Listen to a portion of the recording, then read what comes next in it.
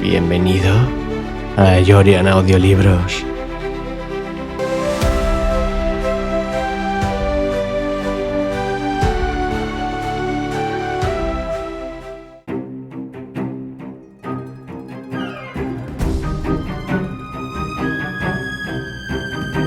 La voz de la hornilla. Dudo de que no pueda tener el fenómeno una explicación racional. Me acuerdo perfectamente de que ha habido mediums, por lo general mujeres, que han llegado a realizar verdaderos portentos que todavía permanecen inexplicados. Pero esto no quiere decir, ni mucho menos, que yo califique de medium a esa muchacha sin haberla sometido antes a un detenido estudio. Cabe la ventriloquía en una histérica.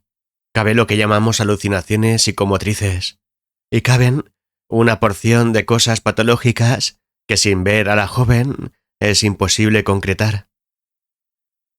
Si se tratase de una hipersensible, tiene días y horas, que es lo que se llama fraudes de los mediums, es decir, que su hipersensibilidad aumenta o disminuye. Dr. Joaquín Riera, Premio Nobel Ramón y Cajal. 13 de noviembre de 1934. Una sonora carcajada rompió la paz de aquella fría noche de noviembre. ¿Provenía de la escalera? En ese caso debió de ser una carcajada sublime, pues ahora el joven Eduardo Moreno, con la manta subida hasta la nariz, oteaba sobresaltado en la oscuridad de su habitación, con los ojos abiertos como platos. Aún estaba confundido.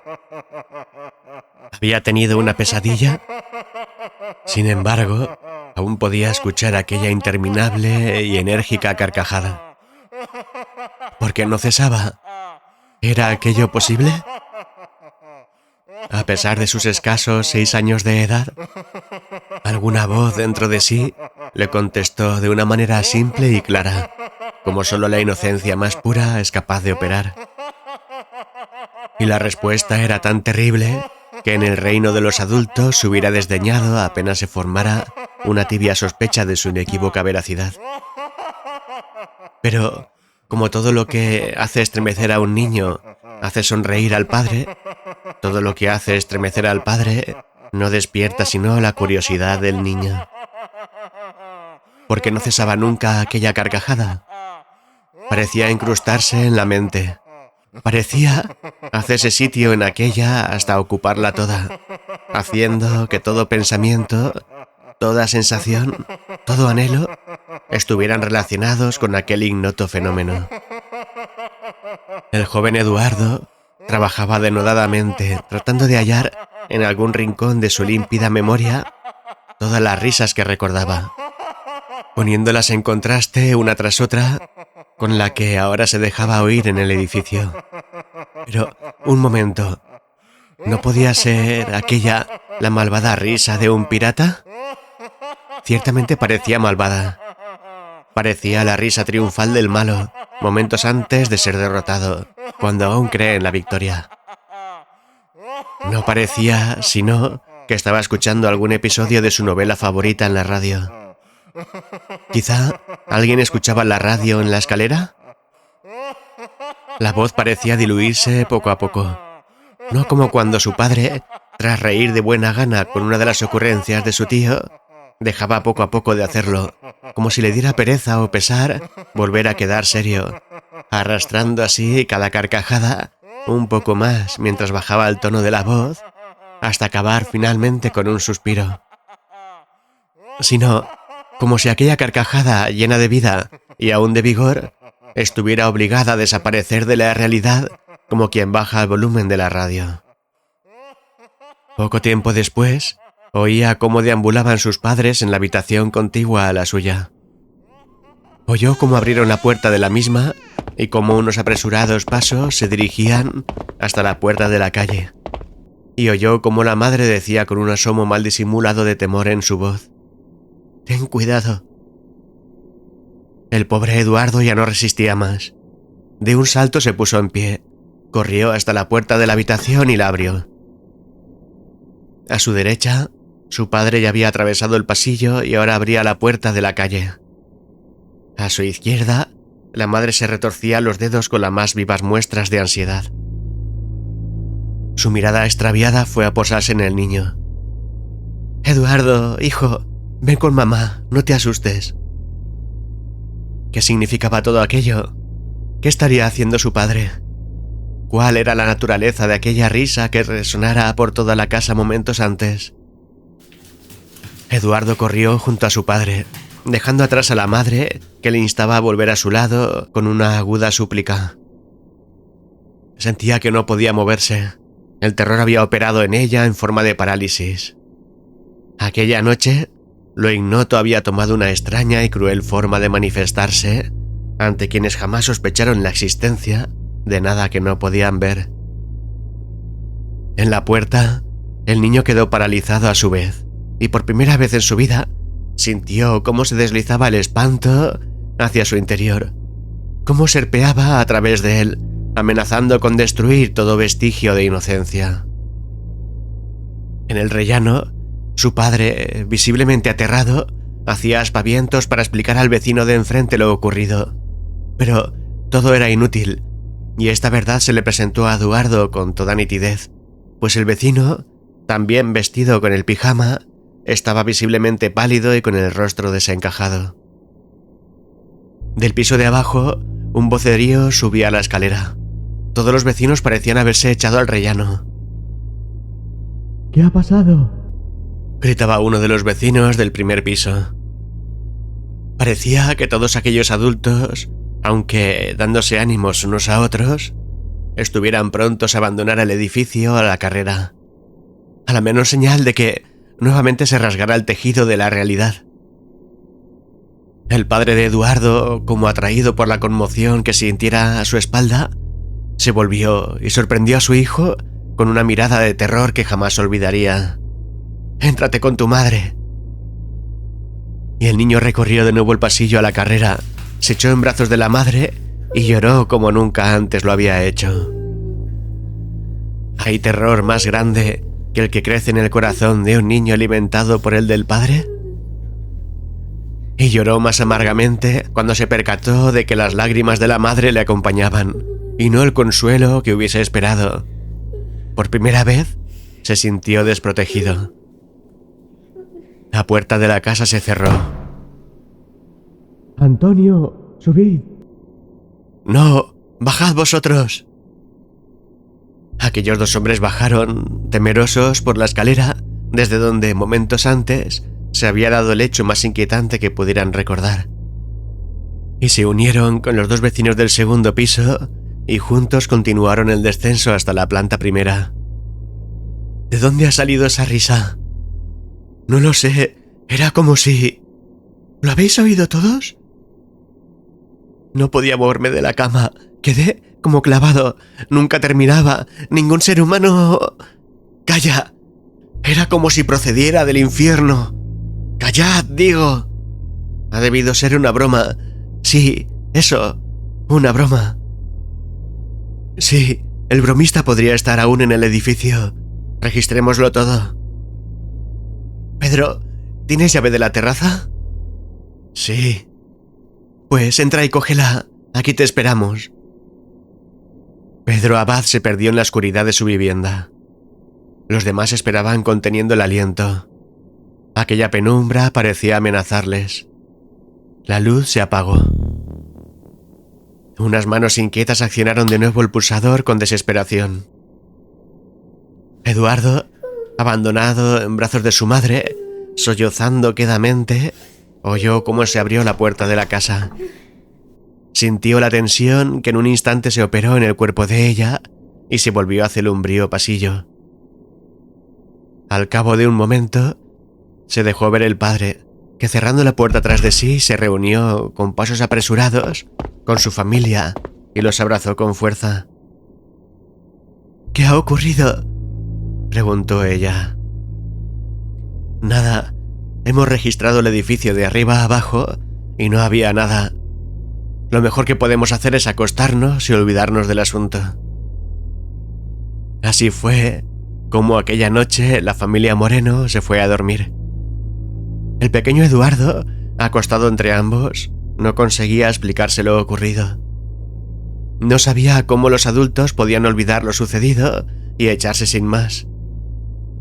Su espíritu infantil se resistía a ver a sus padres derrotados de aquella manera, a dormir como si nada hubiera ocurrido, a permanecer siquiera un instante más en aquella casa. Amaneció.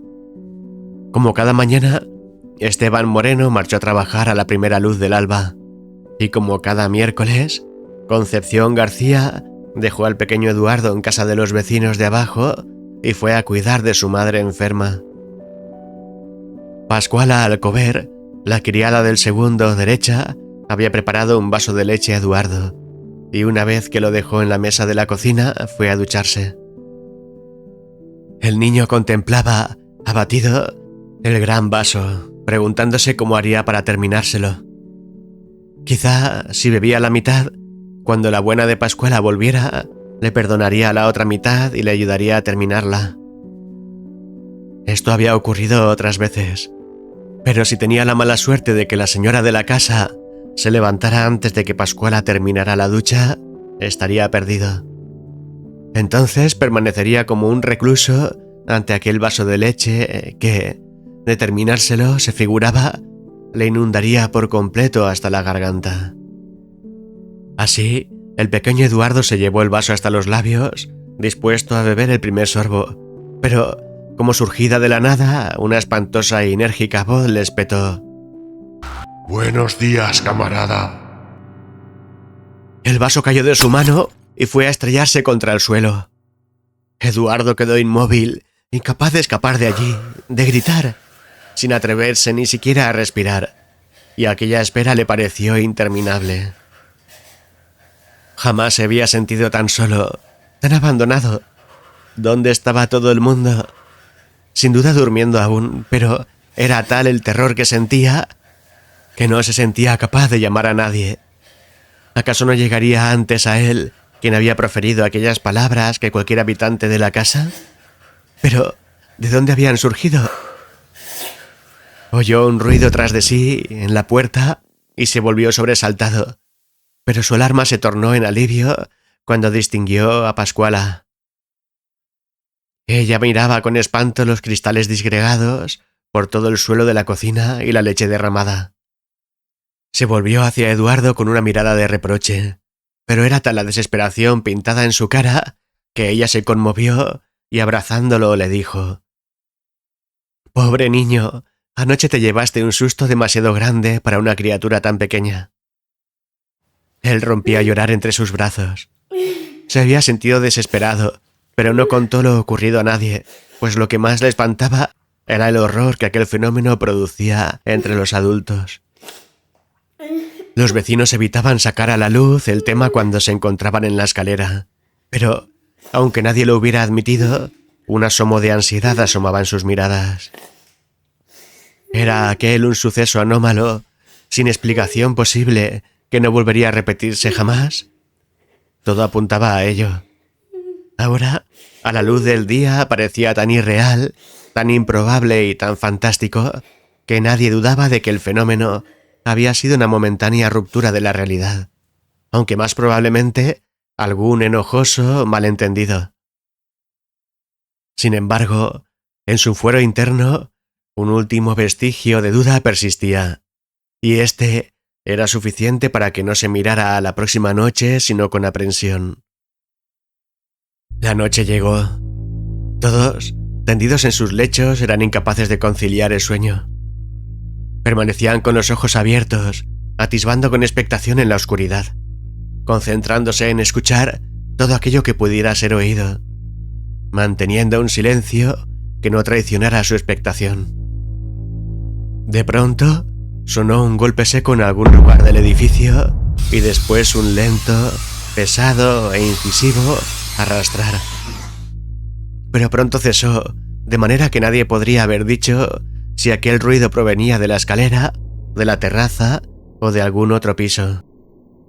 Esteban Moreno se preguntaba si no serían las cañerías lo que había provocado aquel sonido, pero Al día siguiente no lo comentó a nadie, y el fenómeno fue silenciado, de manera que nadie sabría decir si había sido el único en escucharlo, si los demás dudaban de su naturaleza inexplicable, o si se hallaban demasiado inquietos para confesar sus injustificables temores.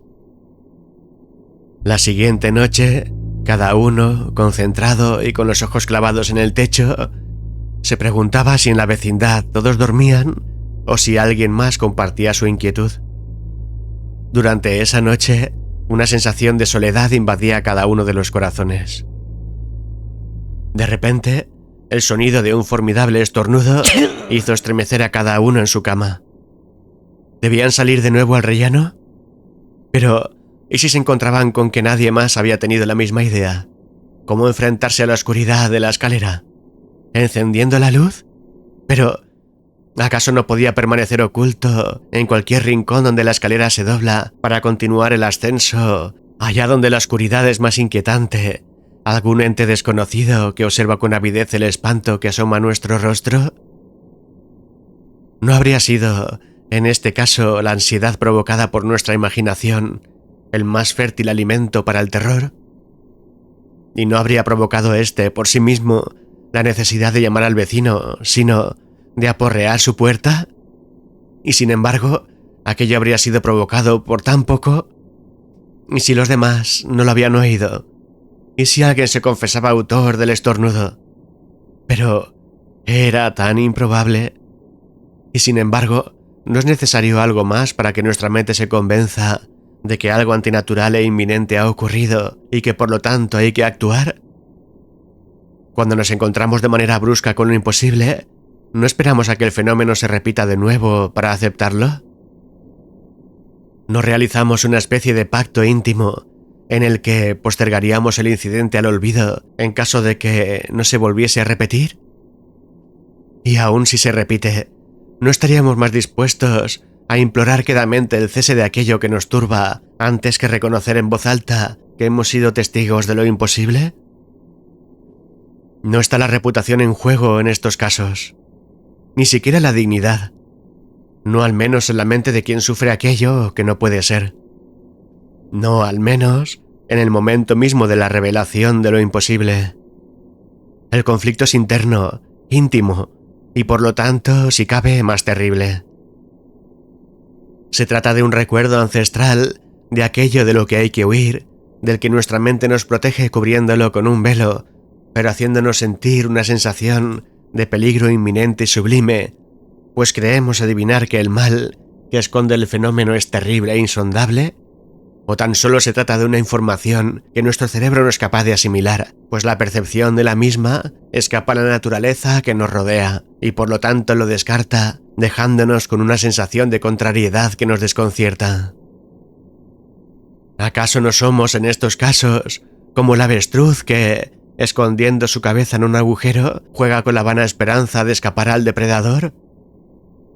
¿No vivimos en estos casos una sensación de peligro que nos sobrepasa y por lo tanto quedamos a merced de aquello que nos espanta? La siguiente noche, los inquilinos del edificio se acostaron con una sensación análoga a la que se siente cuando se asiste al cine. Cada uno de ellos sabía lo que estaba viviendo, pero al mismo tiempo no les parecía más que ficción. Algo que no les preocupaba durante el día, pero que al caer la noche les inquietaba hasta el extremo. Tras 3 noches de inquietud, volvió la paz durante algunos días a aquel edificio. Pero nadie sospechaba que esta sería el preludio de un suceso que atraería la atención de toda la sociedad. La mañana del 15 de noviembre, Pascuala Alcocer entraba en la cocina, como cada día, a preparar el desayuno de toda la familia. Encendió la luz y se dirigió hacia la hornilla donde calentaría la leche cuando, como surgida del interior de la misma, una potente voz le espetó: ¡Hola! El horror de lo imposible se había materializado una vez más. Sin pensarlo, con la mente confundida, saltó hacia la puerta. Como picada por una víbora, apagó la luz y corrió hacia el pasillo. Tras de sí, una lastimera y terrible voz dijo: ¡La luz, que no veo! Corría con tal espanto y desesperación que no vio a Isabel, la señora de la casa, y tropezó con ella, casi derribándola. Isabel se enfadó terriblemente y reprendió a la pobre Pascuala que, con la cabeza baja, apocada, no veía opción de explicar los hechos que habían acontecido momentos antes. Por fin, la señora de la casa se dirigió a la cocina, dejando a la criada, confundida, en mitad del pasillo. «¡Pascuala!», fue la voz que le llegó desde la cocina. «¿Vas a preparar el desayuno o lo tengo que hacer yo?». La criada se acercó hasta la cocina con paso vacilante y reunió el valor para contar a Isabel lo ocurrido. Por un momento, el rostro de Isabel palideció, recordando, sin duda, los extraños fenómenos que se habían producido días atrás. Pero, finalmente, la lógica se impuso. ¿No es la explicación más fácil la más probable? Y por otra parte, ¿qué sentido podía tener dar pábulo a aquel galimatías a las primeras horas de la mañana, cuando la luz del sol ilumina con claridad la mente más hosca? Eres una niña impresionable. No dejes que tu imaginación te juegue malas pasadas. Y cuando Pascuala iba a protestar, ahora prepara el desayuno. No quiero oír hablar más del tema. Pascuala, al cocer, se resignó y obedeció. No se atrevía a separar la mirada de la hornilla, imaginando que algún ser famélico se deslizaría hacia el exterior, haciendo saltar la trampilla del fogón, o que alguna forma etérea se condensaría alrededor de éste, cortándole quizá el paso hacia la puerta. Pero nada de esto ocurrió. Evitó en lo posible pisar la cocina, y cada vez que se la enviaba a realizar alguna labor, palidecía mortalmente. A la mañana siguiente, Pascuala observó con satisfacción que Isabel ya se había levantado y estaba sentada a la mesa de la cocina. No había dormido bien. Sostenía su cabeza entre las manos. Pascuala calentó la leche, la llevó a la mesa y sirvió un vaso a su señora. Se volvió sobre la hornilla y cerró la trampilla. Del interior de la hornilla escapó un grito varonil. ¡Ay! Isabel se incorporó de un salto. Ahora estaba pálida. Pascuala había retrocedido un paso. Ambas se miraron y durante unos instantes compartieron aquella terrible verdad. ¡María, ven! Exclamó de nuevo la voz del interior de la hornilla. El fogón se interponía entre ellas y la puerta. Sin pensarlo, ambas se lanzaron por el camino contrario hasta la galería, gritando palabras entrecortadas y confusas. Al poco, se oyó el timbre de la puerta. Ninguna de las dos se atrevía a cruzar la hornilla, y como no contestaran, cesó el timbre y comenzó un violento golpear. «¡Por el amor de Dios, Pascuala! ¡Que le van a derribar la puerta!», gritó Isabel, presa de un ataque de histeria. Pascuala corrió al interior de la cocina y pasó al lado de la hornilla gritando enloquecida. Al poco, abrió la puerta de la calle y entraron varios vecinos. La muchacha los guió hasta la cocina y solo entonces se atrevió Isabel a entrar. «¿Qué ha ocurrido?», preguntó Pedro Abad, un anciano jubilado que vivía en el primer piso. Pero era inútil. Ambas mujeres lloraban ahora. Solo Pascuala alcanzaba, con mano temblorosa, a señalar el fogón sin lograr articular palabra a pesar de sus esfuerzos. Solo al cabo de un rato consiguieron que se tranquilizaran lo suficiente como para hablar. «¿Recordáis aquella siniestra voz de la escalera?», explicaba Isabel. El resto palideció al escuchar aquellas palabras. La posibilidad de que hubiera alguna relación entre ambos fenómenos se les había mostrado, pero casi se habían convencido de que aquello hubiera sido imposible. La voz, esa voz. Pascuala ha cerrado la trampilla y se ha quejado. ¿Se ha quejado la voz? ¿Pero qué voz? ¿Dónde estaba? ¿Viste a alguien?, preguntaron todos al unísono. La voz de la otra noche, la de la risa, la reconocí enseguida, porque parecía surgida de una caverna. ¿Que dónde estaba? Ahí mismo, tras de ti, en el interior del fogón. No había nadie, nada más que la voz. Los vecinos se apartaron de la hornilla e inconscientemente todos retrocedían hacia el umbral de la cocina. Pudo haber sido alguna rata gritando o un ruido de las cañerías. Este edificio es muy antiguo y todos nos habríamos asustado después del incidente de la otra noche, decía Pedro Abad, tratando de dar por concluido aquel asunto. No, no fue ninguna rata, ni la cañería, ni ningún otro ruido del edificio. Fue aquella voz. Pascuala la escuchó ayer mismo, pero yo no la creí hasta ahora, explicó Isabel. Entonces ya está todo explicado, concluía Pedro Abad. Sin duda, Pascuala es una muchacha impresionable. ¿Qué edad tienes, querida? 16 años, contestó Pascuala. Claro, continuaba Pedro. Lo que ocurrió la otra noche fue muy duro. Ninguno sabíamos a qué atribuir todo aquello, pues era incomprensible. Pero ahora sabemos que fue producido por alguna circunstancia natural. Mira, Pascuala, yo soy muy anciano y sé que estas cosas no ocurren en la vida, solo en sueños. También sé que un ruido extraño que nos despierta puede parecernos una risa o cualquier otra cosa. Sin duda, has vivido tan espantada estos días que has transmitido la histeria a Isabel. Señor, protestó Isabel, le digo que era la voz. Después de quejarse habló. No hay duda de que era la voz. ¿Y qué dijo? Dijo, María, ven. ¿Y quién es María? Volvió a preguntar Pedro Abad. Había palidecido y se había vuelto sobre la hornilla, de tal manera que pareció a todos que interrogaba a esta y no a Isabel. ¿Por qué no se calla ese? Gritó de nuevo la voz en la hornilla, surgiendo con la furia de un vendaval. Las mujeres salieron al rellano de la casa en tropel. Solo quedó Pedro Abad, que con una mano en el pecho se conducía con paso titubeante. Le ayudaron a volver a su casa y le dejaron a cargo de los cuidados de su mujer. El resto marchó de común acuerdo a la comisaría de policía.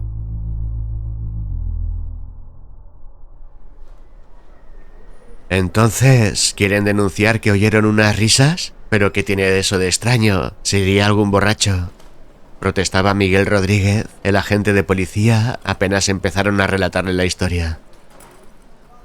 No se trata de eso, señor. Han sido más cosas, comenzó una de las vecinas. La noche siguiente oí como arrastraban algo, dijo otra. Sí, y la otra un estornudo, volvió la primera. Ja, ja, ja, señoras, ¿esto es una broma? ¿Qué quieren denunciar entonces? ¿La risa o el estornudo? Reía el agente sin poder contenerse. No, señor, explicaba la pobre Isabel arrobada. Es una voz que está dentro de mi hornilla y nos ha hablado. Le saltaban las lágrimas de los ojos. ¿Pero qué es esto? ¿Entonces van a denunciar a una hornilla parlante? Señor, exclamó por fin Isabel. Señoras, dijo Miguel Rodríguez haciendo un esfuerzo por serenarse, márchense a casa y no hagan perder el tiempo a las fuerzas del orden. No nos iremos, señor, replicó Isabel. Haga el favor de escribir la denuncia y de tramitarla. Señora, si hago esto me va a ver enfadado, protestó el agente en un tono brusco y desabrido. Hágalo. Tras redactar el informe más extraño de su carrera, resoplando a cada nuevo detalle, extendió una copia a aquellas mujeres. Y ya iban estas a salir de la comisaría cuando... ¿Dónde van? Ahora me van a justificar la historia en persona. ¡Eduardo!, gritó volviéndose hacia el pasillo que conducía a las dependencias policiales. ¡Diga!, contestó una voz desde el interior. Haga sitio en una celda para una hornilla. Hubiera parecido esto una broma de no ver el rostro encendido de la gente. ¿Qué?, contestó la voz del interior. Adelante, dijo el agente a las mujeres señalando la puerta, y haciendo caso omiso de su compañero, salió con ellas a la calle. Cuando por fin llegaron a la casa, esperaba el resto de los vecinos en el rellano. ¿Pero qué pasa aquí? ¿Han venido todos a escuchar a la hornilla parlante?, les espetó el agente. «Ábrame la puerta», dijo a Isabel. Entró directamente a la cocina, guiado por la dueña y seguido del resto de los vecinos. Se acercó a la hornilla, quitó la trampilla y cogió el gancho para remover el carbón. «Vamos a hacer cosquillas a este trasto, a ver qué pasa», dijo guiñando un ojo a los concurrentes. Introdujo el gancho y comenzó a remover. ¡Ay, ay! ¡Que me haces daño!, exclamó la voz de la hornilla. El agente soltó el gancho, saltó hacia atrás y se volvió espantado hacia los vecinos. ¿Es esto una broma? Y como no obtuviera respuesta, voy a registrar la casa. Extrajo el aparato de radio de su cinturón y lo llevó a su boca. Agente Eduardo López, necesito refuerzos en la calle Gascón de Gotor número 6 para llevar a cabo una investigación. Sin esperar respuesta, volvió a guardar la radio e inclinándose comenzó a abrir cajones y armarios. ¡Habéis llamado a la policía! ¡Cobardes! ¡Cobardes! Chilló la voz de la hornilla, pero don Miguel Rodríguez no se inmutaba, pues no tenía dudas acerca de la naturaleza terrena de la voz. Entretanto, los vecinos se apretaban contra la pared, tratando de interponer el mayor espacio posible entre la hornilla y ellos, pero sin querer perder detalle del suceso. Al poco, entraron a través de la puerta abierta 4 agentes más. ¿De qué se trata?, preguntó el agente José Buch. Alguien está asustando a esta familia a través de un chisme, explicó Miguel Rodríguez aún de rodillas con la puerta del armario que registraba abierta. El resultado es una voz que procede del interior de esta hornilla. Registré en el piso superior hasta hallar alguna evidencia. ¿Qué buscamos, señor?, preguntó otro de los agentes. Cables, tubos, agujeros o cualquier cosa que comunique una casa con la otra. Hagan salir a toda esta gente. Los agentes volvieron a desaparecer por la puerta, conduciendo a los vecinos hasta el rellano, mientras Miguel Rodríguez quedaba solo con Isabel y Pascuala, registrando minuciosamente la cocina. Por fin, al filo del mediodía, volvían a entrar en la casa. El agente Miguel Rodríguez, apoyado en la mesa, reflexionaba. «No había nada, señor», informó José Buch. Entonces registré en la casa de abajo.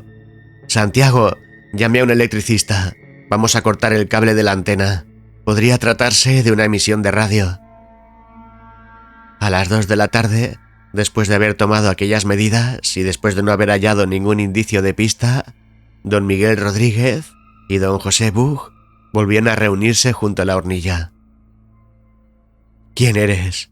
¿Por qué haces esto? ¿Quieres dinero?, preguntó Miguel desalentado mirando la hornilla. Como no obtuviera respuesta, volvió a preguntar. ¿Quieres trabajo? No, respondió la voz de la hornilla. Ambos agentes saltaron sorprendidos, pues habían desesperado de escuchar la voz.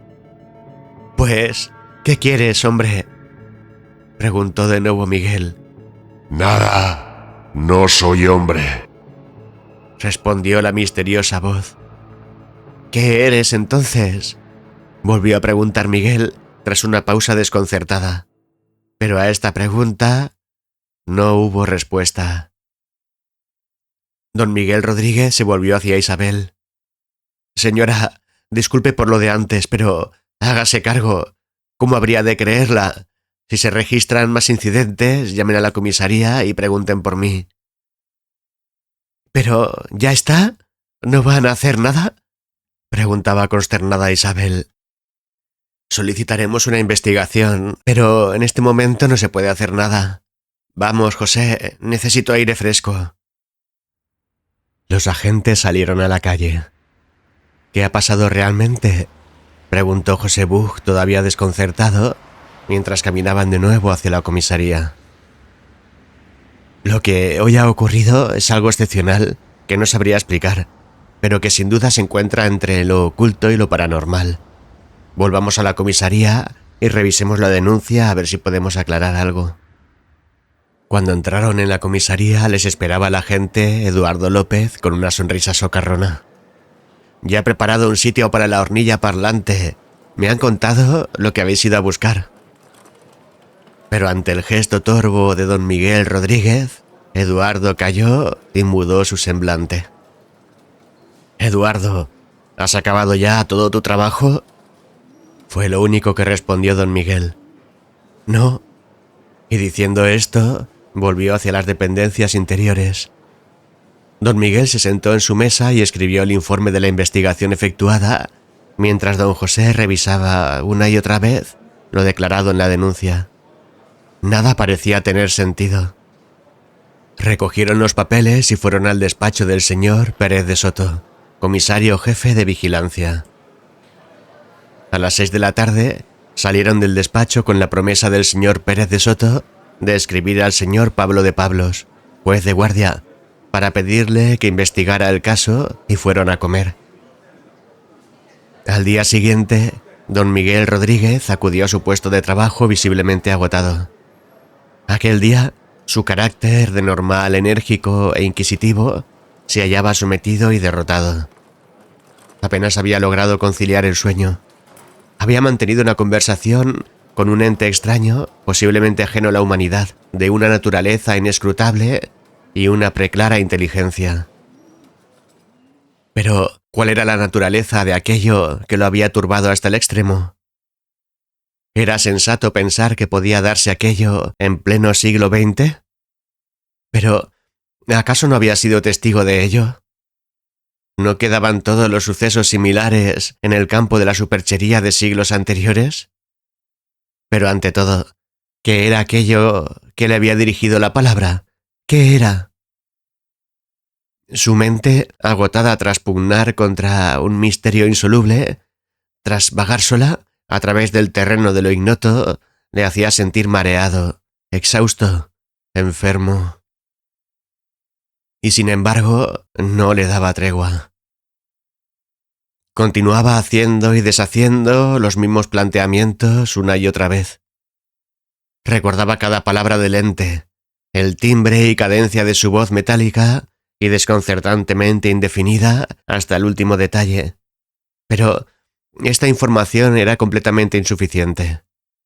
Necesitaba saber más, hallar la verdad. Sus compañeros lo observaban. Podía sentirlo. Percibía el sarcasmo en sus miradas. ¿Qué dirían de él a sus espaldas? ¿Hablarían de él como de un incauto de profundas tragaderas? Se había consultado el caso al ilustre doctor Joaquín Jimeno Riera. Lo sabía. Alguien había dejado el informe de sus declaraciones sobre la mesa. Lo habrían hecho con buenas o malas intenciones. ¿Qué importaba? ¿Y qué importaba lo que dijera acerca del caso alguien que no había estado presente ante la manifestación del imposible? Parecía este doctor de la opinión de que la responsable de tales hechos era Pascuala Alcocer, la criada. Al menos hacía notar la probabilidad de que así fuera. Hacía ver que se trataba de un caso de ventriloquía inconsciente provocado por un episodio histérico. Pero, ¿existía aquella enfermedad, o cómo llamarlo, aquella patología o alteración de la conciencia? El doctor decía que cabía la posibilidad. Pero, ¿decir esto no es tanto como decir que no cabe la posibilidad? Referirse a un fenómeno extraño en estos términos tan ambiguos, tan aparentemente eufemísticos, términos que más apuntan a la carencia de la posibilidad que a la realidad de la misma, no es tanto como hablar de algo que no se conoce, sujetándolo con los argumentos más endebles, aunque destinados a confundir, de tal manera que ningún profano dude de su veracidad y atraerlo a los límites de su propia ciencia, aunque la naturaleza del misterio no encaje en ella. Todos a su alrededor habían dado el caso por concluido. Ahora, la hornilla parlante era la ventrílocua histérica. ¿Acaso no parece el segundo término destinado al mismo fin que el primero? Y sin embargo, ¿por qué se le daba más crédito? ¿Acaso, si Miguel fuera premio Nobel, se hablaría ahora de la hornilla parlante descartando la posibilidad de la ventrílocua histérica por parecer ridícula? Sus compañeros parecían esperar la oportunidad de hablarle e invitarle amablemente a regresar con ellos hacia la actitud realista. ¿Qué había sido de ese hombre tan determinado, tan afianzado en la tierra, tan resuelto, tan pragmático y veraz? Sin duda, había sido engañado por la farsante. Cada vez que se aproximaba un agente a su mesa para hablarle, continuaba a su paso, confundido y sin saber a dónde dirigirse, pues una mirada relampagueante de don Miguel le intimidaba. Sería mejor esperar el veredicto del juez, si acaso se producía finalmente alguna investigación al respecto. Si se negaba a tomar la mano tendida, debería, más adelante, retornar junto a ellos de una manera cruel. Tanto peor para él. Pasaban los días y no llegaba ninguna orden del juez. Don Miguel parecía cada vez más abatido. Su mirada, vacía y carente de emoción, hacía ver que en su mente se abatían ahora dudas existenciales y terribles. La puerta del despacho del señor Pérez de Soto se abrió con violencia. Miguel, arrancado de su ensoñación, se volvió perplejo. «Voy a publicar el caso, con o sin su consentimiento. Si el artículo tratará de las habladurías de la gente o de los testimonios policiales, depende de usted», decía airadamente el que de esta manera había abierto la puerta, tras lo cual hizo ademán de salir del despacho y lanzarse presto a la calle. Sin embargo, un gesto conciliador del comisario hizo que volviera a cerrar. Un rato después, salía de la comisaría un periodista satisfecho. Al día siguiente, el suceso era portada en todos los periódicos de Zaragoza. El duende de la hornilla, como aquel periodista había titulado su artículo, iba a revolver la sociedad. A las 6 de la tarde, el señor Pérez de Soto ordenó a don Miguel Rodríguez y a don José Buch que se presentaran ante el edificio en la calle Gascón de Gotor número 2. A la entrada se arremolinaban cientos de personas ávidas de convertirse en testigos de aquel suceso. Los agentes se abrieron paso hasta la entrada del edificio y montaron guardia allí. «Me ha parecido ver algo», gritaba uno de los asistentes señalando una de las ventanas, tras lo cual todos los presentes dirigían sus miradas en la dirección señalada, al tiempo que contenían el aliento. Don José Buch estaba pálido. Aquel era el último lugar al que hubiera querido ser destinado. Sin embargo, don Miguel Rodríguez albergaba en su pecho la esperanza de poder hablar de nuevo con la inquietante voz. Cayó la noche, pero, lejos de menguar, la multitud había aumentado en número, organizando una enorme algarabía. Tan solo cuando alguien gritaba «¡Oh cielos! ¿Qué es eso?», callaban todos y escrutaban en la incipiente oscuridad del edificio, creyendo ver algo que antes no estaba. Dos agentes se abrieron paso hasta ellos. Serían la guardia nocturna y harían los relevos con don Miguel y don José.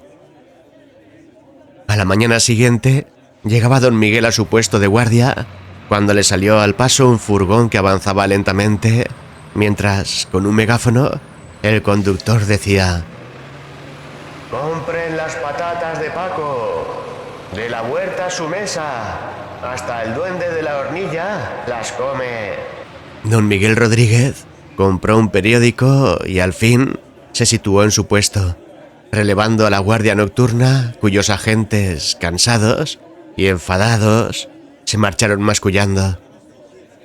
Don Miguel abrió el periódico. El duende de la hornilla actúa de nuevo.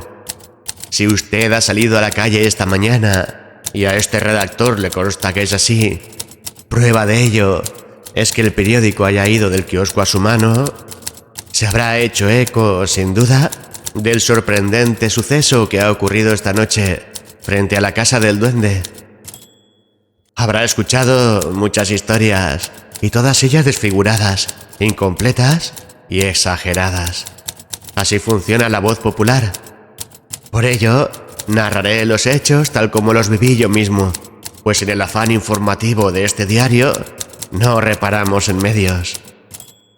Anoche me hallaba frente al edificio tomando notas, observando con todo detalle la fachada y tratando igualmente de afinar el oído para ver si lograba escuchar alguna extraña voz. Momentos antes se me había negado la entrada al edificio y todos mis intentos de penetrar en él han sido infructuosos, por lo que puedo decir que llevarla a cabo sin el consentimiento de la policía es imposible.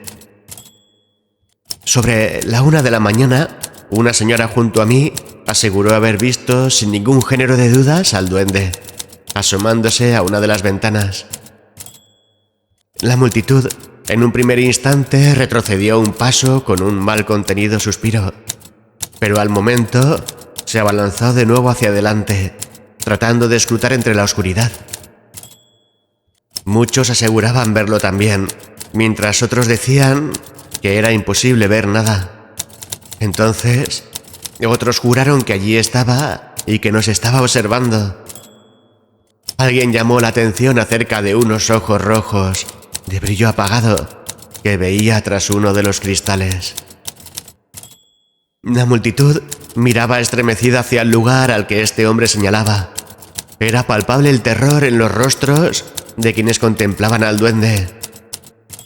Por mi parte, doy testimonio de que algo había, porque algo vi. Fue a eso de las 2 de la mañana cuando la multitud entera retrocedió aterrada. Al menos una decena de pasos, pues unas figuras fantasmales habían aparecido sobre la cubierta y realizaban extraños movimientos. Las mujeres rompían a llorar, mientras los hombres, con más entereza, observábamos, sabiendo que éramos testigos de un fenómeno inexplicable para la ciencia y sublime como el fin del mundo. Al poco, hay que reconocer la buena labor de las fuerzas del orden. Llegó una patrulla de policías que se internaron en el edificio a la carrera con el rostro demudado. Un rato después, volvían a salir del edificio, pero como tratando de evitar la avalancha de preguntas de la multitud, desaparecieron por uno de los laterales del mismo, a través de una estrecha calle, circunstancia que este periodista no había previsto. Sí se pudo ver, sin embargo, que al menos salía una persona con los agentes que antes no había entrado. Algunos de los testigos comentaron después que sus rostros estaban desencajados. Muchos afirman que aquella persona era un agente herido a quien desalojaban con urgencia. Otros dicen que al menos eran 3 las personas que salieron con la policía. Los menos afirman que eran detenidos. Personalmente, expongo otra hipótesis, y es que podrían ser los inquilinos del segundo derecha, que no soportando los horrores que esta noche han ocurrido en el edificio, han desalojado la vivienda. Por otra parte, el gobernador civil, Otero Mirelis, ha declarado para nuestro periódico las siguientes palabras que destaco. Creo que es hora ya de acabar con este asunto para evitar consecuencias que podían ser lamentables. Por lo que no se descarta que a partir de ahora la policía se emplee a fondo para capturar al duende. Si usted piensa acudir esta noche al edificio del duende, no olvide que los fenómenos que allí ocurren pueden herir la sensibilidad de la gente menos experimentada. Sin más, se despide este amigo de ustedes hasta la crónica de mañana. Por fin llegó don José Bug. Menuda se organizó anoche, comentaba hojeando el artículo que don Miguel acababa de leer. ¿Sabes algo?, preguntó Miguel. Claro, lo sé todo. He pasado antes por la comisaría. Eran unos estudiantes con ganas de jugar. Pero, ¿cómo han conseguido entrar? Se puede acceder al edificio a través del bar de la calle de al lado. Sobornaron al dueño y subieron con unas sábanas. Ahora el bar será cerrado por orden judicial hasta que se aclare el misterio y a los chicos les va a costar cara la broma. Pero hay más. Esta tarde viene el juez en persona a investigar sobre el terreno. Llegaron las 4 de la tarde y un pequeño destacamento de policías abrió paso entre la multitud al señor juez, don Pablo de Pablos, y los forenses, don Manuel Rost Mateo Ojer y don Jaime Penella Mur. Se internaron en el edificio y desaparecieron escalera arriba. Don Miguel Rodríguez trataba en vano de frenar su curiosidad. No podía abandonar la guardia. Sin embargo, aquel fenómeno le había tocado profundamente. Era su deber, una razón suficientemente poderosa como para no hacerse testigo de algo que la humanidad entera anhelaría conocer. Sabía la respuesta. Sin embargo, cada cierto tiempo sentía el impulso de subir la escalera que conducía hasta la segunda planta. Por fin saltó el umbral hacia el interior del edificio. Habían transcurrido 3 interminables horas que habían terminado por vencer la voluntad de su mente agotada. ¿Qué haces?, preguntó visiblemente alarmado el agente José Bug. Vigila tú, enseguida abajo, contestó Miguel corriendo ya hacia la escalera. En su ascenso, a punto ya de alcanzar el rellano de la segunda planta, tropezó con el señor juez, que comenzaba a descender con el semblante pálido. Iba éste a reprenderle cuando del interior de la vivienda se escuchó aquella voz que tanto había obsesionado a don Miguel, diciendo: ¡Adiós! ¡Adiós! El semblante del juez se había tornado más pálido si cabe, y sin decir palabra, descendió la escalera hasta la planta baja, seguido de Miguel, de los forenses, de los policías y la familia del segundo derecha. Así, y tras abrir de nuevo paso la policía entre la multitud, fue desalojada la vivienda. ¿Qué has hecho, Miguel? Si el juez emite un informe respecto a tu actitud, estarás perdido, decía don José Bug. No creo que lo haga. ¿No has visto la palidez de su rostro? Su dignidad de juez le impelía a bajar con calma. Si no, lo habría hecho a toda prisa. El resto, incluso los forenses, eran delatados por su inquietud. Lanzaban miradas nerviosas hacia arriba a medida que descendían. Los únicos que guardaban un poco más la compostura eran los miembros de la familia Palazón. Juraría que se han habituado al fenómeno, explicó don Miguel Rodríguez, apasionado. Entonces, ¿por qué han abandonado el edificio? ¿No lo adivinas? ¿Acaso no escuchaste conmigo la terrible voz? Pero es un caso de ventriloquía, interrumpió José. ¿Ventriloquía inconsciente? ¿Crees esa majadería después de escuchar la voz? Dime, estabas a unos centímetros de la hornilla, como yo. ¿No sabes distinguir si la voz provenía de dentro o de la otra parte de la habitación? Creo que prefiero no saberlo, Miguel. 2 horas después, llegaron 2 agentes más. Qué pronto ha llegado el relevo hoy. ¿Pero han cambiado el personal? Se sorprendía a don José Bug. No es eso, contestó uno de los agentes contrito. Nos han enviado a vigilar la hornilla, ahora que la vivienda está vacía. ¿Eso han hecho?, preguntó don Miguel Rodríguez, consternado. Sí, y no subiría ahí por nada del mundo. Cuentan historias horribles, contestó el agente.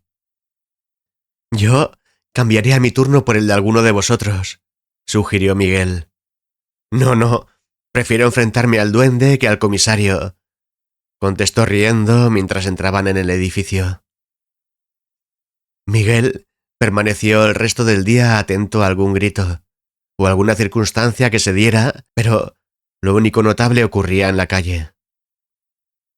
El número de personas que se agolpaba en la calle aumentaba día a día.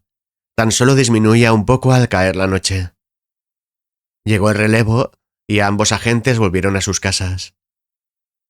Transcurrieron 5 días de la misma manera. El lunes, 26 de noviembre, la ciudad de Zaragoza amanecía con el siguiente artículo. El duende se ha vuelto mudo. Aunque son numerosos los testigos que afirman ver al duende cada noche asomando a una de las ventanas de la vivienda, ningún informe policial se ha hecho público con respecto a la vigilancia que se ha emprendido frente a la misteriosa hornilla. ¿Ocultamiento de información o sencillamente que el duende se ha cansado de hablar? Por más intentos que se hacen desde la jefatura de policía para tranquilizar a los conciudadanos que cada día y cada noche se agolpan en pos del misterio, este afortunado testigo está en condiciones de asegurar que el flujo de curiosos no disminuye, sino todo lo contrario. Este periodista es de la opinión de que la policía ha sido honesta en todo momento con la prensa, pues ninguno de mis confidentes ha contradicho, en ningún momento, los informes oficiales que amablemente nos han enviado a la redacción. Prueba de ello es la decisión del comisario jefe de vigilancia, el señor Pérez de Soto, que ha ordenado retirar la vigilancia del interior de la vivienda. Según sus propias palabras, una vez desalojado el piso, ha desaparecido el fenómeno. Se refiere, por supuesto, a la familia Palazón, que como ya saben abandonaron su vivienda el pasado día 21 de noviembre, a sugerencia del juez responsable de la investigación. Como consecuencia de la investigación, el señor juez ha tenido a bien enviar una copia detallada a la redacción del diario de este que os escribe. Destaco a continuación las conclusiones del mismo, aunque podrían leerlo íntegramente más adelante, pues se adjunta al número de hoy. Lo que van a leer a continuación es respecto a la sirvienta de la casa.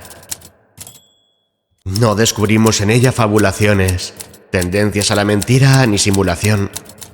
Alejada la muchacha de la cocina, continúa dejándose oír la voz. No podemos probar siquiera que se trate de una histérica, ni tampoco medium. Tanto la policía como fontaneros, electricistas y albañiles han hecho diversas inspecciones, no habiendo encontrado instalación alguna que conduzca a la voz fantasmal. Es decir, que si en algún momento la sirvienta fue sospechosa, ya no lo es. El duende actúa por cuenta propia, cuando le apetece. Por lo dicho en el informe, deducimos que el juez fue testigo de excepción del fenómeno. Este periodista afirma que la tarde del 21 creyó ver salir del edificio a un duende o a un fantasma, pero no era sino el propio juez, mortalmente pálido. Por lo demás, quedamos a la espera de que el caprichoso duende se manifieste de nuevo. Este periodista no levanta el campamento. El día 28 de noviembre, la prensa diría lo siguiente acerca del caso. El duende ha regresado y el mundo se hace eco. Por fin, después de 8 días de espera, el enigmático ser se ha dignado a reaparecer. Y lo ha hecho de la manera más apropiada. Perdónenme si empleo este término, pero los que acudimos al lugar del misterio cada día y cada noche hemos cogido algo de cariño al enigmático ser. Resulta algo difícil de explicar y de entender. Hay que estar aquí para vivir cada día y cada noche el misterio en vivo. Las gentes han hecho sus propios corrillos, asemejando pequeños grupos familiares y dando ejemplo de ciudadanía. Antes, entrevistaba a don Fernando Arteaga, uno de los incondicionales del fenómeno duende. Contaba que había formado grupo con 6 caballeros más, de los cuales, afirma, no dudo que nuestra amistad perdurará cuando esto termine. Nos explicaba que cada día es uno de ellos el que provee al grupo de comida. Si alguien se siente muy cansado, va a dar una cabezadita a casa de don Francisco Escribano, que queda muy cerca de aquí. Hacen turnos de 2 en 2 para dormir. Como ven, los maños, más unidos que nunca, seguimos el fenómeno que tantas alegrías e inquietudes nos ha proporcionado. Decía que el duende se ha manifestado de nuevo, que como lo sabemos si el piso está vacío, en la comisaría apuntan que no lo estaba. Al parecer, durante la noche de ayer, el agente de policía Miguel Rodríguez, acompañado de Esteban Moreno, entró en la vivienda a investigar por su cuenta. En el informe policial se dice que tan solo acompañó a Esteban Moreno a solicitar ayuda para recoger del piso unas cosas que había prestado días atrás a Antonio Palazón y que necesitaba con urgencia. En cualquier caso, quien escribe da la opinión de que el suceso está lejos de resultar moralmente aceptable. Sin embargo, todos nos alegramos de que se llevara a cabo, pues el duende habló, y de no estar ellos presentes, nadie hubiera sido testigo de sus palabras. Exactamente, fue esto lo que dijo. ¡Ya estoy aquí! ¡Cobardes! ¡Cabrones! Fueron duras sus palabras, por eso pedía disculpas al decir que reapareció de la manera más apropiada. Pero lo creo. Primero, porque llevamos mucho tiempo esperándole. Y segundo, porque sus palabras representan a la perfección la naturaleza violenta del fenómeno. Estos datos han sido obtenidos de un informe policial firmado por el propio comisario jefe de la vigilancia. Además de todo esto, hay que destacar que ayer el duende aparecía en el prestigioso The Times. Tildan a nuestro duende de irónico. Desde luego, ironía no le falta. Sí le falta, sin embargo, al jefe de la Dirección General de Seguridad, que, alarmado, llamó a primeras horas de la madrugada a nuestro buen juez, que según él mismo reconoció. El caso del duende se caldea. Ya es motivo de interés nacional e internacional. ¿Cuál será el próximo suceso? Este cronista lo narrará. Artículo del día 1 de diciembre. Las autoridades no colaboran. Este es un día triste para la prensa nacional, para el misterio del duende y para todas las personas que día tras día han permanecido bajo la inclemencia del tiempo, soportándolo todo, solo por un sueño de dilucidar la verdad que se esconde tras este enigmático y sugestivo caso. El día 29, el gobernador civil, don Otero Mirelis, acudió al periódico y amenazó de tal modo a mi director que inmediatamente recibí la orden de abandonar la investigación y dedicarme a trabajar en la página de sucesos. Iguales amenazas y las mismas censuras han sido vertidas sobre los demás rotativos. Me consta que muchos de los periodistas se han sometido a la voluntad de las autoridades, pero este que les escribe se negó en redondo. Me ofrecieron dinero, incluso un ascenso, si abandonaba el caso y me amenazaron con el despido si continuaba investigando. Por fortuna, este cronista es íntegro y recordando a personas como Fernando Arteaga, Francisco Escribano y tantos otros sufridos soñadores que seguramente merecen mi cargo más que yo, me mantuve más firme que nunca en mi compromiso de perseguir la verdad allá donde se oculte. Así, bajo la amenaza de acabar despedido, si se recibía alguna queja a causa de mi labor, salté a la calle, más decidido que nunca a continuar narrando el caso del duende. Sin embargo, las autoridades, no contentas con eso, el día 30 de noviembre, cortaron toda información acerca del caso. Si antes remitían amablemente cada nueva información, ahora cuando se les pregunta, se limitan a contestar: no hay caso. O ¿de qué caso me habla? Un policía avispado llegó a preguntarme: ¿pero usted cree en los duendes?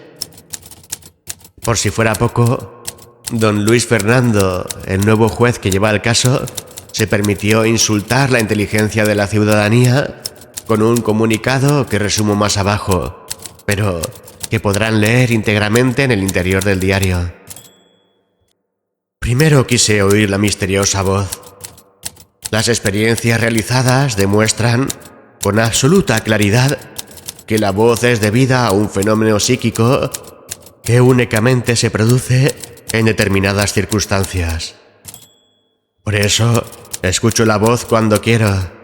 En la cocina de la casa nos encontrábamos la muchacha de servicio de los antiguos inquilinos, 2 testigos y yo. La voz se dejó oír cuantas veces me lo propuse. Bajo el punto de vista científico, no puede ser más interesante y sugestivo, pues, aunque no es el primero que se produce, son muy contados los que registra la historia médica. Por ahora no puedo decir más. Las actuaciones practicadas serán archivadas hoy, por no haberse encontrado persona responsable de la falta. El misterioso suceso ha quedado totalmente aclarado. No puedo evitar, señor Luis Fernando, preocuparme acerca de su cordura. Narra los hechos de cómo escuchaba y dejaba de escuchar la voz como si de un caso de enfermedad mental se tratara.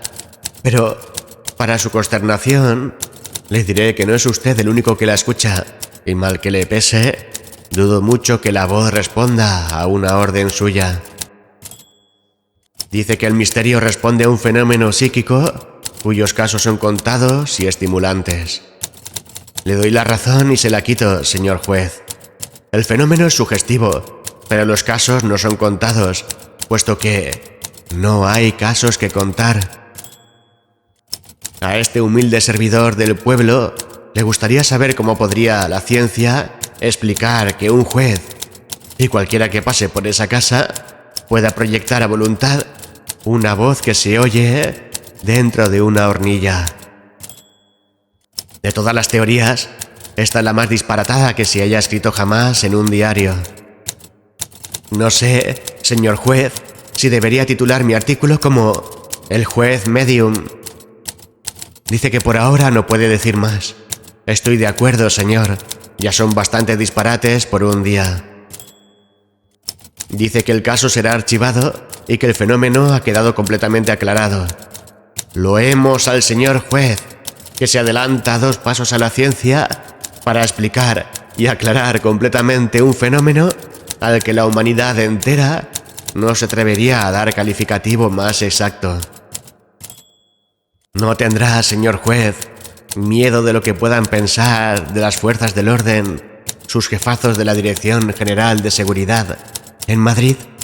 Por supuesto, este cronista que se juega al tipo cada día escribiendo no duda de la integridad del señor juez, tan solo formula una pregunta de rigor.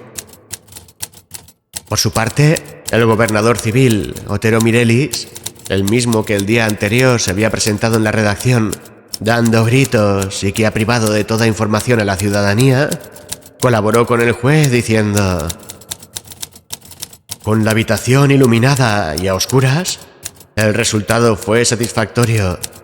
Todo lo que no sea reconocer esto es deseo de sacar las cosas de quicio y adoptar posiciones falsas que no quiero calificar. Pues no las califique, señor, o acabamos todos en el retén. No calificaré yo su deshonrosa actuación en el caso. Siga así y llegará lejos. Primero investigar, para después tapar lo que no se puede esclarecer. La actuación de las fuerzas del orden en este país se cuentan siempre en éxitos. Si no se aclara un misterio de una forma, se hace de otra.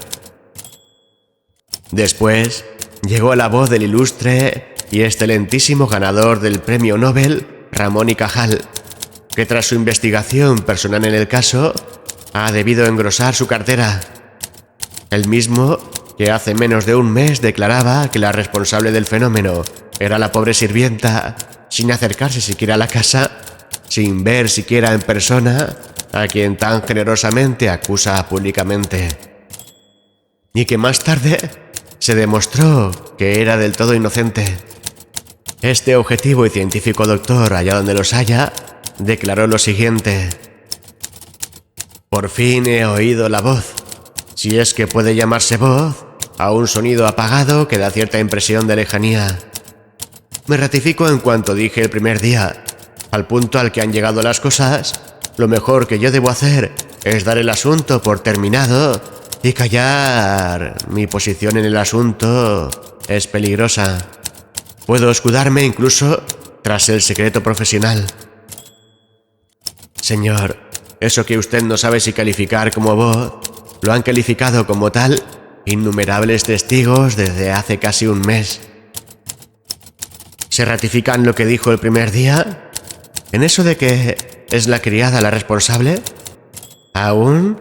Frente a la declaración firmada del juez don Pablo de Pablos y los forenses don Manuel, Ros, Mateo, Ger y don Jaime Penella Muro, ¿o se ratifica en algo vago que dijo para salir del paso y que está seguro que nadie entendió, ni tan siquiera usted?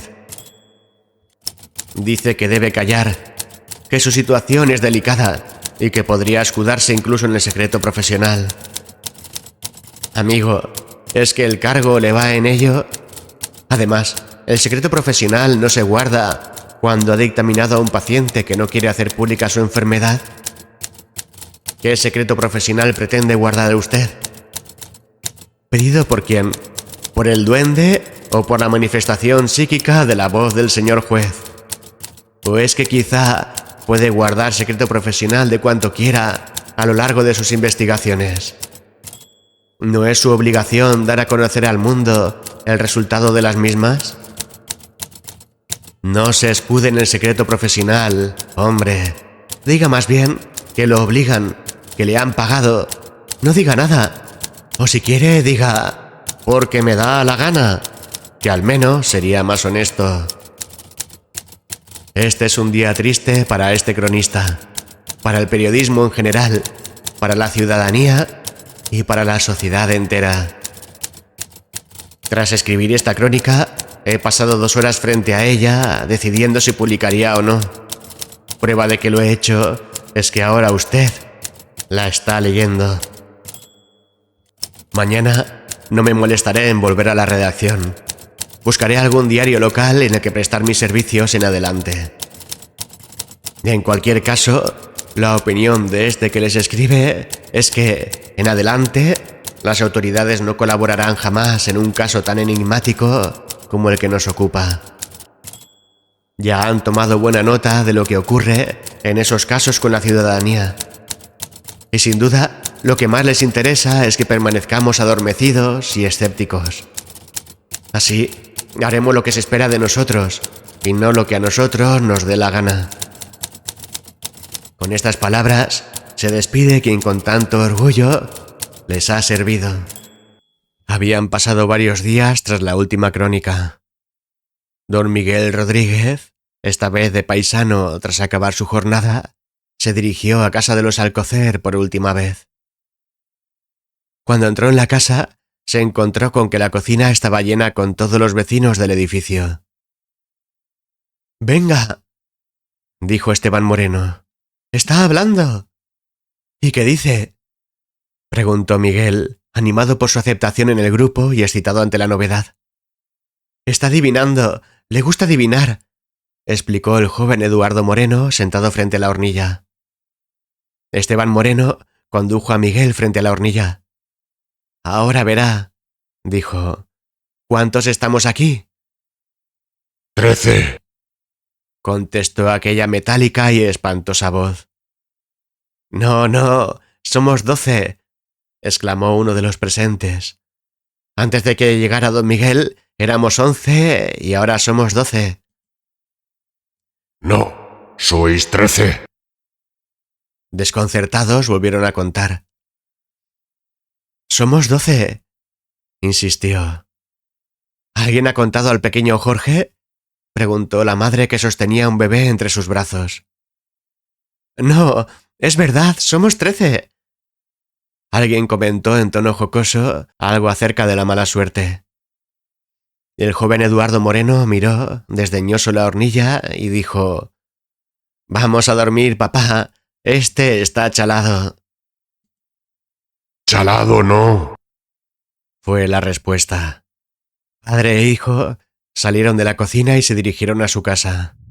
En ese momento se dejó sentir una ligera conmoción en el ambiente que provocaba que todos centraran su atención en la hornilla y de pronto un terrible rugido ensordeció a los presentes.